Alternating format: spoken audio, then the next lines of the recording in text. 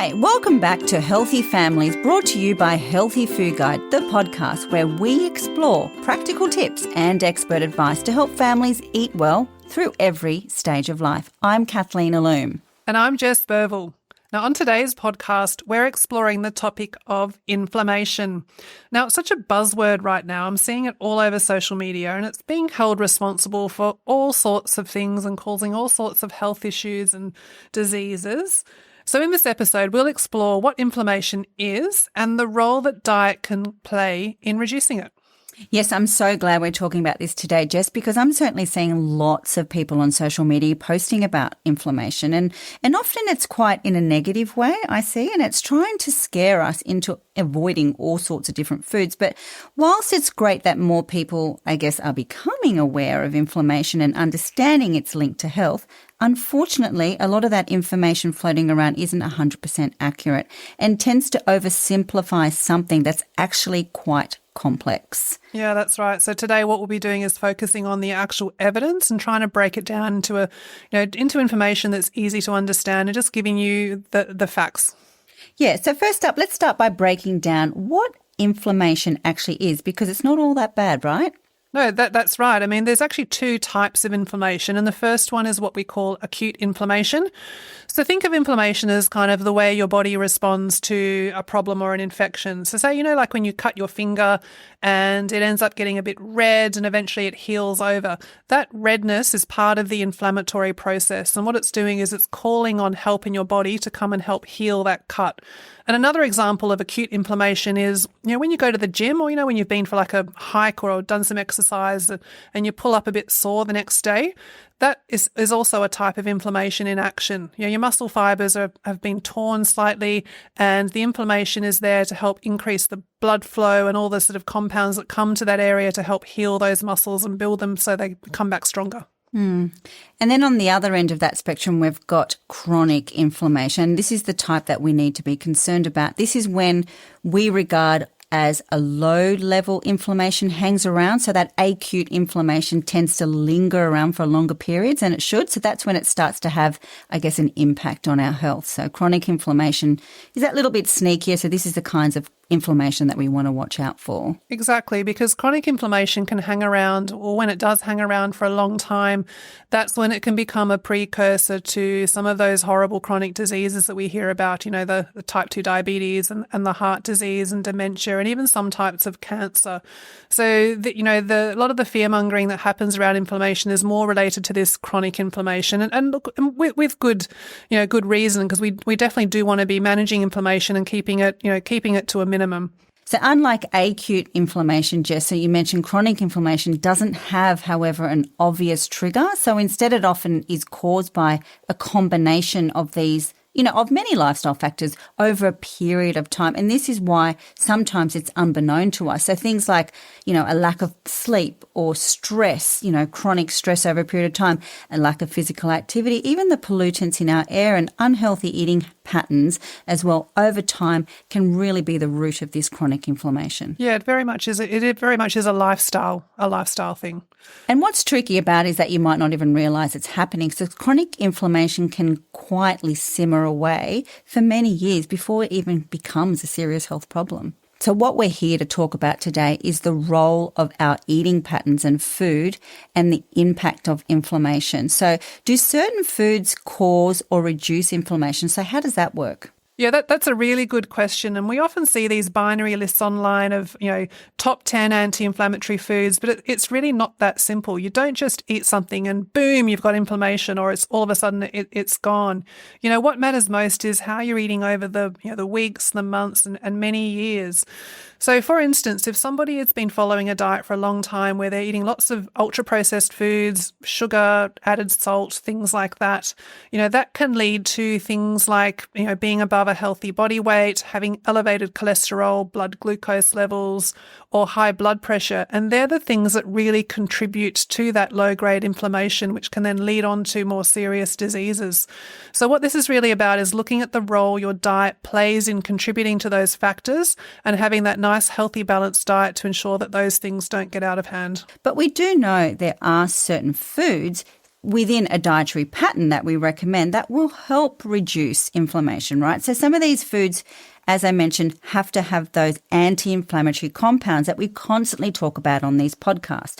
And these include things like polyphenols, unsaturated type fats, lots of antioxidants, which you generally find in vitamins A, C, and E.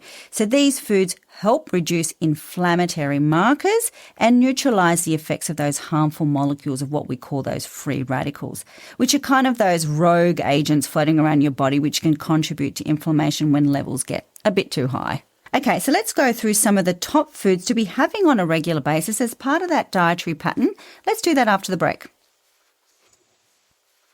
Eggs are bad. Eggs are good. Cut carbs, boost carbs. Ugh, with so much conflicting information, what's truly healthy? Healthyfood.com cuts through the noise to deliver credible, science-backed nutrition advice from qualified dietitians to ensure you make the best decisions for your lifestyle. A subscription to healthyfood.com gives you access to thousands of easy, delicious, healthy recipes, meal plans, and more. Visit healthyfood.com to start your journey to better health today. Okay, we're back. Jess, what would be on your radar in terms of the top anti-inflammatory foods? All right, so the first group of foods we must talk about, of course, is the healthy fats. So our top recommendations are we want to be getting 2 to 3 serves of fatty fish every week. So fatty fish include things like salmon, mackerel, sardines, trout and tuna. And that's because these fish are rich in those omega-3 fatty acids, which we know have those strong anti-inflammatory benefits. We also want to be getting a handful of nuts and seeds every day, and some of the good ones to include are almonds, walnuts, chia seeds and sunflower seeds because they also contain those omega-3 fatty acids. And of course, no discussion about inflammation and fats is complete without mentioning extra virgin olive oil, which is so high in those monounsaturated fats, in particular oleic acid, and also those wonderful polyphenols. Can I just play devil's advocate here before we move on to the next one? Is what if you do not like fish? I know many people who just don't even like the taste of it. Are supplements worthy? Like what do you do if you don't like it? Well, a couple of things to suggest because, fish can be a little bit polarizing and sometimes, the little kids might not like that fishy smell. So a couple of things you could look at. There's a really good range of frozen fish products. So even some of those, fish fingers or fish fillets, which, they're not the best first choice. But if that's a way of, getting your kids or maybe a fussy eater to get some fish into their diet, they're certainly worth considering. Also, if you're not including any fish, you could look potentially to a fish oil supplement for adults, but definitely would recommend that be done in conjunction with advice from your medical practitioner. And also then just maybe upping the amount of the other sources of omega-3 in your diet, which include the things we covered earlier around some of those healthy nuts and seeds. And olive oil, of course, being a staple in your pantry. Yeah. Okay, moving on to fruits and vegetables. We all know we need to go for 2 and 5. So some good ones to include are berries, oranges, carrots, red. So what we're looking at here is colour, aiming for the rainbow. Our top tip to include is always colour to ensure you're getting a wide variety of antioxidants in your diet, in particular vitamin A, C and E, which is those rich in antioxidants and the phytochemicals like flavonoids, carotenoids and polyphenols. And these are also in olive oil, as we mentioned before, but it's about colour when it comes to fruits and vegetables and aiming for your 2 and 5. And I know people look at me and go, how am I going to do that? Well, when you look at the serving size, it's not that much. It's half a cup. So if you're looking at 5 serves a day, half a cup is really achievable. So spread that throughout your breakfast, lunch and dinner. Really take into consideration it is really achievable goal, but going for colour as much as possible. Yeah, that's the top tip is really spreading it throughout the day. And this is, again, where I'm quite big on the frozen foods at the moment because I think they can be really helpful for people helping to hit their targets. And there's lots of those veggie mixes which contain, maybe 3 or even 4 or 5 types of veggies in them. And they've often got lots of colour. For example, a carrot, pea and corn mix, you've got 3 colours and 3 types of veggies. And they're the sort of things that, even if you don't have good cooking skills, really easy to whip up. And kids often quite like those type of things. They're affordable. You can keep them in the freezer. So that's one of my top tips for getting your veggie intake up. Yeah, certainly good for the wallet as well. I think, if you can't, we always say eat in season as much as possible because that's when food is often cheaper and you're getting the most nutrient rich. But frozen vegetable, The freezer is your friend, absolutely. All right, the next group of foods we must cover, of course, is fibre and prebiotics, and that's because this relates to gut health.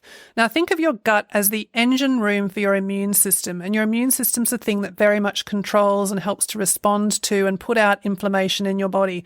So if you're really serious about managing inflammation, you need to look after your gut. And the best way to look after your gut is to give it lots of fibre and lots of prebiotics, and they come from the fruit and veg we talked about earlier, the nuts and seeds, and having legumes. It's really about having that variety and diversity of plant-based foods. Because according to most medical research, around 70% of the human immune system is actually locating in your gut. So Jess, you're absolutely right. If you really want to look after inflammation, head to the gut, look to the gut, and look at what you're feeding your gut. And most often it's plant-based food. So this really alludes us to, again, the dietary patterns, as we mentioned earlier, Jess. So what is a typical dietary pattern that includes all of this and what most of the research cites and looks towards? What is it?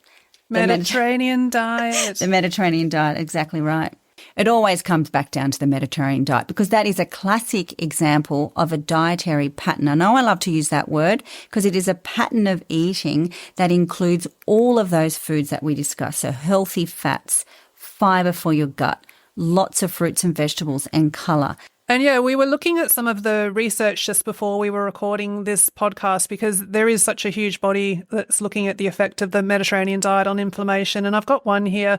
So this systematic review and meta-analyses of randomised controlled trials published in the last 5 years, it really does provide one of the most recent evaluations of the effects of the Mediterranean diet. And they looked at other diets as well on the impact on immune response and inflammation. And overall, what they found was that the Mediterranean diet leads to a pronounced reduction in the concentration of most of the inflammatory biomarkers they looked at. And it was significantly more than many of the other diets they looked at, which included vegetarian and vegan diets as well. So I thought that's really interesting that, those patterns that we've just talked about with the, lots of plant-based foods and fibre and healthy fats is exactly what's going to help reduce inflammation. Love the taste of Corn Thins crisp breads? Imagine that irresistible popcorn flavour in a crispy crunchy snack that's perfect for anytime munching. Well, your wishes come true. Introducing Corn Thins Minis, the snack we've been perfecting for years. These bite-sized delights are made from real grains of corn, heated until they pop like popcorn into slightly puffed wavy snacks with a crispy texture that are impossible to put down. Eat them straight from the bag like chips or pair them with your favourite dips. They're your new go-to snack. Find Corn Thins Minis in the biscuit aisle at Woolworths. Available in 2 delicious flavours, cheddar cheese and sour cream and chives. Corn Thins Minis, like popcorn in a cracker. Okay, so Jess, there are a few other foods that we've heard may help or quell inflammation or you see on social media. I'm just going to hit them with you. So things like turmeric, the bright kind of yellow the bright hue, yellow spice. curcumin. Yeah, turmeric contains something called curcumin. We do have some research that shows that turmeric has anti-inflammatory effects. And again, it's like what we talked about earlier. You're not just going to drink a cup of turmeric tea and all of a sudden inflammation is gone. Remember, it's got to fit in part of that overall healthy, balanced diet. Red wine. Red wine contains something called resveratrol. Yes, it does have anti-inflammatory properties. Are we recommending you drink red wine regularly to reduce inflammation? No, of course not, because alcohol comes with its own, set of health risks associated with it. So no, that's not advice we're offering on Healthy Food Guide. Now, a real controversial one. What about seed oils? Oh my goodness, we could do a whole podcast on seed oils, and we have actually covered this on our website and our magazine previously. And I think where this one comes from is there is concern that some of the omega-6 fats found in certain seed oils, and when we're talking about seed oils, they are, as the name says, they're oils that are extracted from seeds like sunflower oil, canola oil, things like that. Sesame oil. And these types of oils have a higher ratio of omega-6 fats than some of the other fats. And if we think about an olive oil, it has a higher ratio of oleic acid and less of the omega-6. Now, there is some research to show that a higher amount of omega-6, particularly in relation to omega-3 fatty acids, can cause inflammation. And that's where a lot of this concern from the public has come from. That said, we do also have some really good high-quality research that shows that omega-6 has anti-inflammatory effects. And really, when you're thinking about it, what's more important to focus on is rather than worrying about how much omega-6 is in seed oils, it's about how can I increase the amount of omega-3 that I'm consuming in my diet in relation to omega-6? And that goes back to what we talked about earlier, which is about including more of those fatty fish and some of those nuts and seeds that are really rich in the omega-3 fatty acids.